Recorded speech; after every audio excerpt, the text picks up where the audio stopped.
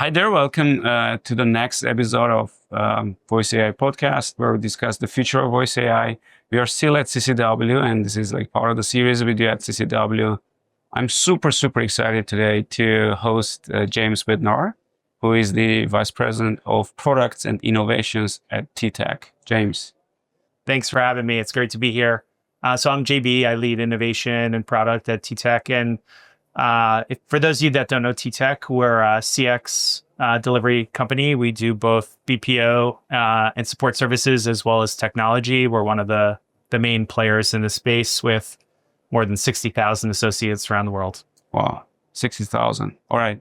So JB, you're looking around at the expo, like anything interesting that you have seen, like anything new that surprised you this year? I've been coming to CCW for a long time. Probably close to maybe 2 decades now, probably since the beginning.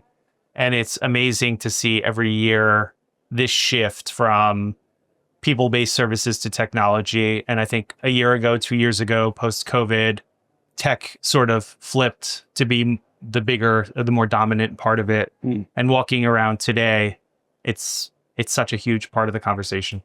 Yeah, I just remember what my discussion was yesterday. So we were talking that some time ago, I think it was during the COVID time, empathy was like number one topic. Like anyone we would talk to, like empathy was coming up as an important topic, right? And then like the last couple of years where LLMs came around, it seems like the topic has changed a bit. Discussion has changed a bit around that.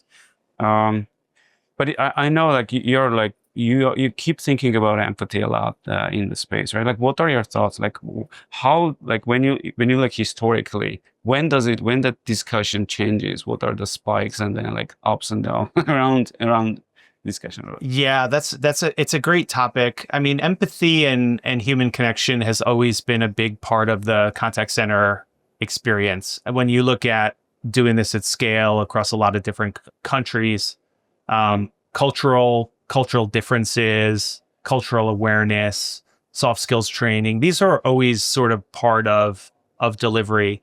I think there have been a number of more academic studies looking at the impact of empathy on customer experience, NPS and CSAT. And generally, for a long time, they always showed this idea of there's a perfectly positive correlation between, empathy and experience, which makes sense, right? As a customer, you want to feel valued, you want to feel heard. So it's always sort of been a core part of it. But I think post-COVID, there have been a lot of expectation changes by consumers. I think everybody got a little bit more impatient during COVID.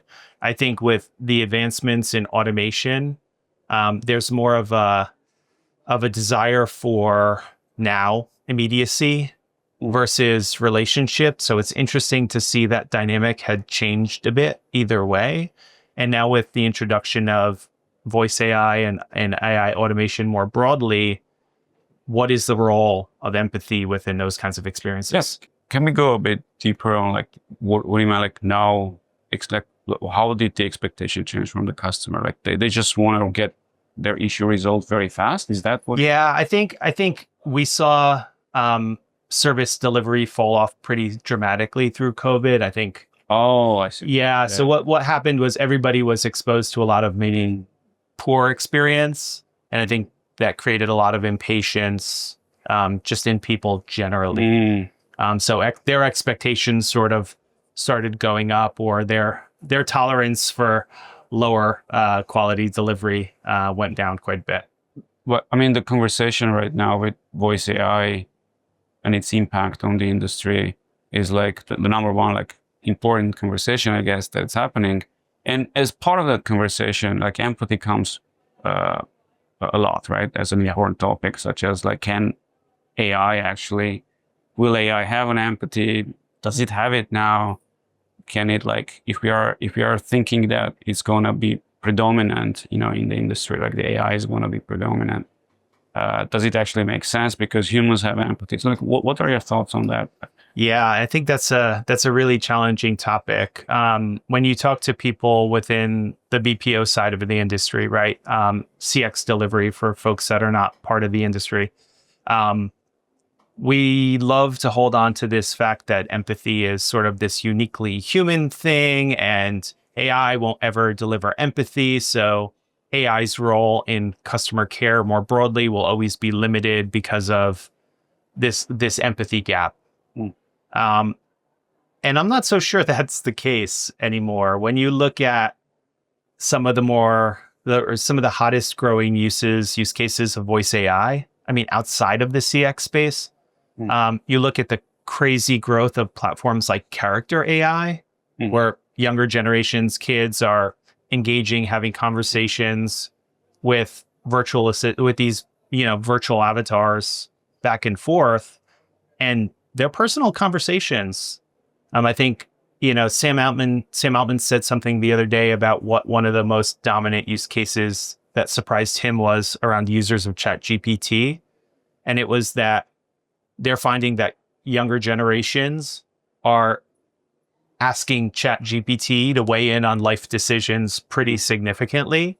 Probably more so than their parents. Now, you could probably be totally terrified by that idea, but if we're Mm. seeing younger generations put their trust Yeah. in the technology and the interactions to that extent, are the foundations there for people to be ready Yeah. for AI to have empathy? Can you define empathy in the context of like CX, right? Empathy in the context of CX, that's a great one. So there's three components of empathy. And why I'm so passionate about this, if you're wondering, Yeah. just a little bit of backstory. Okay. In school, in college, I studied cognitive science. Research on emotion was one of my sort of passion areas. I was planning to go for a PhD in cognitive neuroscience, focusing on emotion. And I don't know, I got sucked up into the CX industry, which, believe it or not, has a lot of similarities. Yeah. So empathy has three main components, right? Our ability to understand somebody else's emotional state. Typically, it's like today we would call it like emotional intelligence. Somebody has emotional intelligence. The second thing is an empathetic compassion, meaning me as a human seeing an emotional state in somebody else and having a desire to help them fix that is a big part of empathy. And the third part, which is maybe not so relevant within CX, is this idea of affective empathy. And what affective empathy is I see you being sad, so I feel sad, or I see you crying or laughing, so I'm laughing. And if you've ever laughed because somebody else has laughed like contagiously, Okay. that's affective empathy. Okay. So all those three things together make empathy. But really, it's those first two: ability to understand someone else's emotion and have a desire to act on that. That's a big part of what empathy is. Very, very interesting. So like if you look at ChatGPT these days, in the first part, I'm not sure it's able to do yet. I mean, it can understand context, it can understand the language. If you tune it to like, hey, try to sort of extract the emotions, it will do, but not.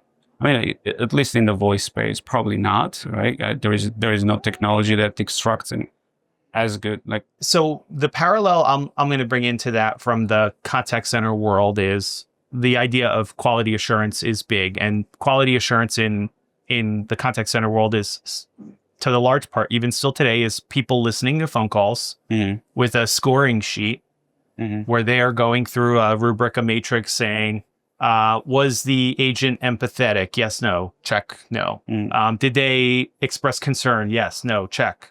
So when you look at empathy from that lens, yeah, we're seeing with a lot of the new conversational analytics platforms, the ability to look at emotion and sentiment more objectively.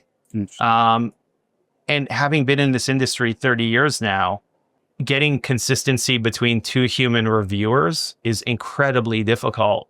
So the ability to do it consistently has a lot of value. And what we're seeing is maybe AI is not perfect at it yet, but it certainly has better consistency, of course, than a group of humans doing it. Very interesting. So, okay. So the other part of, I mean, as actually, this is a question. I'm not that passionate about that topic, but I'm starting to get. This is very interesting, right?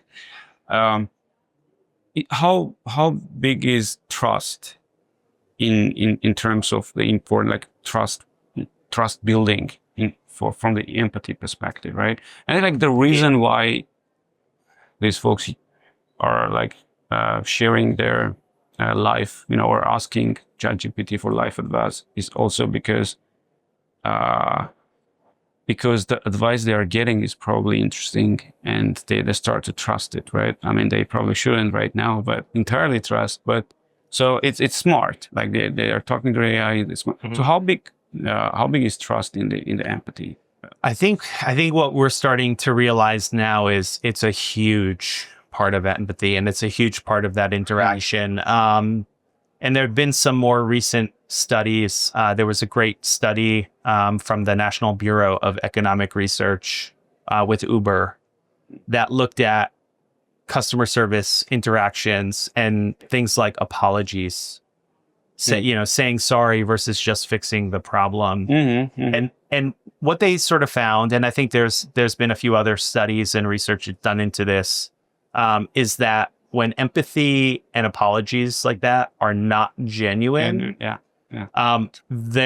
it's actually completely counterproductive. And when you look at the whole way we've worked in the contact center for 30 years, we've kind of like forced empathy into these interactions. We forced empathy into the training. We're QA scoring people. Like, say this word. Yeah, like almost you have to do this. empathetic. You have to be, you have to be empathetic on every interaction. And what that means is you have to communicate in a certain way. And what we're seeing now is it's almost completely counterproductive, that being ungenuinely empathetic is worse than not being empathetic at all. Because at the end of the day, like when someone calls into like customer service, they want their issue to be resolved, right? Like that's their main thing. It's not like, if my issue is not resolved, I mean, of course, if it's not resolved and someone is genuinely apologizes, that smoothens things a bit. But at the end of the day, like my issue wasn't resolved. And so there is that friction, right? Yeah. That stays. Yeah. And I think that's the big debate, is this balance between action and empathy, and what is actually more important at the end of the day.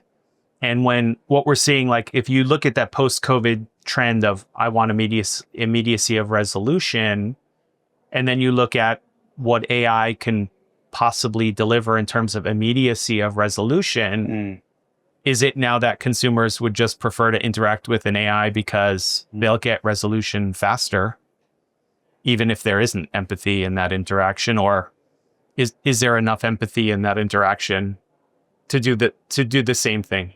Yeah, I love the framing. This was very insightful. Okay, James, like anything that you see from that perspective in the new like technology in the expo? No, not yet. We've been chatting with a few folks, and I think one of the really interesting topics that someone had brought up to me is, okay, so do we need a new KPI within our industry, which is, can we understand the genuineness or the effectiveness of empathy as a metric, and how would we even score that? What would it look like? So it's got us thinking now that, hey, maybe this is something that we need to take a look at. Okay.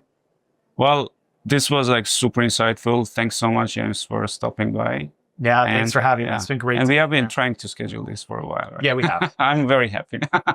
Thanks so much. Thank you.